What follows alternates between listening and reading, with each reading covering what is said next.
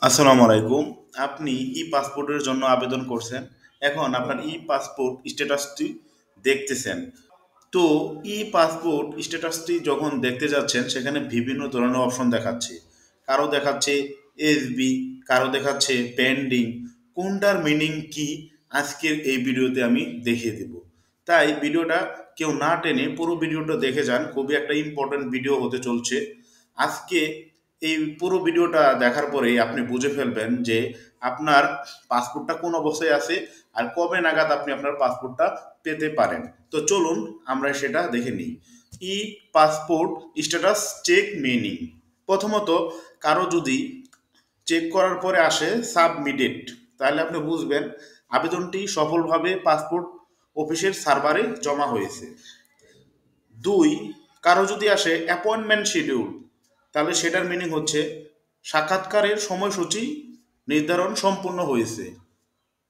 তিন, কারো যদি আসে ইনরোলমেন্ট ইন প্রসেস, তাহলে বুঝতে হবে আবেদনপত্রটি পাসপোর্ট অফিসে জমা হয়েছে এবং সেটি প্রক্রিয়াধীন অবস্থায় রয়েছে। ধাপটি সম্পূর্ণ হতে 3 থেকে 10 দিন লাগতে পারে। চার, কারো যদি আসে পেন্ডিং ব্যাকএন্ড ভেরিফিকেশন, সেক্ষেত্রে এই স্ট্যাটাসটি সাধারণত 2 থেকে 3 দিনে পরিবর্তন হবে। যদি তা না হয় তাহলে বুঝবেন আপনার পূর্ববর্তী পাসপোর্টের সাথে বর্তমান আবেদনকৃত পাসপোর্টের তথ্যের অমিল আছে। সেক্ষেত্রে এডি অ্যাসিস্ট্যান্ট ডিরেক্টরের সাথে কথা বলে প্রয়োজনীয় কাগজপত্র জমা দিয়ে সমস্যাটি সমাধান করতে হবে। পাঁচ, কারো যদি আসে পেন্ডিং এসবি পুলিশ ক্লিয়ারেন্স, তাহলে আবেদনপত্রটি নিকটস্থ থানায় পুলিশ তদন্তের জন্য পাঠানো হয়েছে এবং পুলিশ তদন্ত রিপোর্টের জন্য অপেক্ষায় আছে। ধাপটি সম্পূর্ণ হতে 3 থেকে 10 দিন সময় লাগে। ছয়, স্যান্ড ফর রিওয়ার্ক। কারো যদি আসে স্যান্ড ফর রিওয়ার্ক মানে এনআইডি অথবা জন্ম সনদের সাথে ই পাসপোর্টের তথ্যের অমিল রয়েছে অথবা পুলিশ ভেরিফিকেশন অসন্তোষজনক, সেক্ষেত্রে এডির সাথে কথা বলে প্রয়োজনীয় কাগজপত্র জমা দিতে হবে অথবা পুনরায় পুলিশ ভেরিফিকেশনের জন্য আবেদন করতে হবে।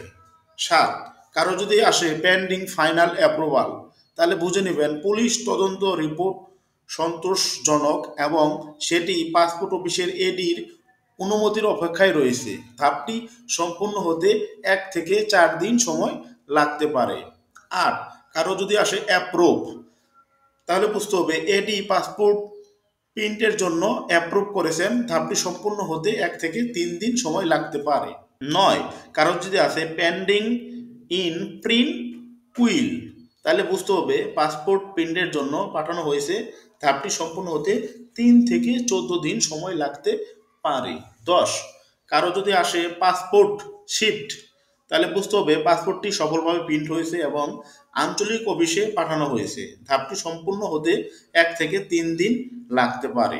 11, কারো যদি আসে পাসপোর্ট রেডি ফর ইস্যুয়েন্স, তাহলে বুঝতে হবে পাসপোর্টটি আঞ্চলিক পাসপোর্ট অফিসে এসে পৌঁছেছে, পাসপোর্টটি এসে নিয়ে যেতে হবে। এবং সর্বশেষ যেটা আসতে পারে 12 নম্বর, পাসপোর্ট ইস্যু মানে পাসপোর্টটি সফলভাবে বিতরণ হয়েছে। আপনারা যখন ই পাসপোর্টের স্ট্যাটাস চেক করবেন এই 12টা রিজন আসতে পারে। সুতরাং আপনারা বুঝেই নিলেন যে কোনটার মিনিং কোনটা। অবশ্যই ভিডিওটা সুন্দরভাবে মনোযোগ সহকারে 2-3 বার দেখে আপনারা সেটা আরও ক্লিয়ার হতে পারেন। আজকের মতো এই পর্যন্তই, ভিডিওটা এখানেই শেষ করতে চাচ্ছি। তবে যদি ভিডিওটা আপনাদের ভালো লাগে অবশ্যই আমাদের এই চ্যানেলকে সাবস্ক্রাইব করবেন, পেজটাকে ফলো করবেন। আপনাদের একটা সাবস্ক্রাইব, একটা লাইক, একটা কমেন্ট, একটা শেয়ার আমাদের পরবর্তী ভিডিও বানানোর অনুপ্রেরণা সৃষ্টি করে। তো আল্লাহ হাফেজ।